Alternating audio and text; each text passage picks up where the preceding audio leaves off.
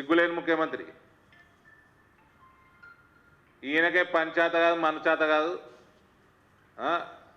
చదువు సంధ్య లేదు.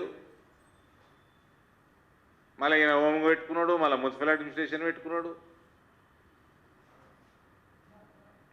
లూటీ జరుగుతుంది తెలంగాణలో. కేసులు ఏరైనా ఆయన అంటే కల్వంకుట్ల మీద వాళ్ళ దగ్గర పైసలు మింగుతా ఉన్నాడు, వాళ్ళని కాపాడుతూ ఉన్నాడు.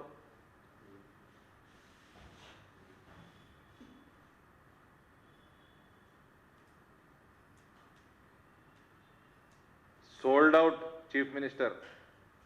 యు రిమెంబర్, ఏదో ఈయన కాంగ్రెస్ ప్రభుత్వం రాగానే ఈ 10 సంవత్సరాలు ఈ రాచరిక పాలన పోయింది, సరి లేదన్న డెమోక్రటిక్ నడుతారేమో అనుకొని ఫస్ట్ 1 ఇయర్ పోన్లే అంతే. ఆ టైంలోనే అంతకుముందే నేను మీ అందరి ముందర మీడియాలో మాట్లాడినా, is can be more dangerous than KCR అని రేవంత్. అదే జరుగుతుంది ఇప్పుడు, అదే జరుగుతున్నది. This fellow is more dangerous than KCR for Telangana.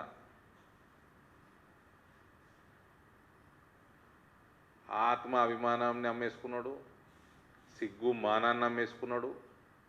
వీని పట్టుకపోయి జైల్లో పడేసి కూతురు పెళ్ళి ఉంటే 12 గంటలు బెయిలిచ్చిండ్రు అంతే. అయినా కూడా సిగ్గు మానం, మనిషికి ఉండాల్సిన అన్ని క్వాలిటీస్ అమ్మేసుకున్నాడు.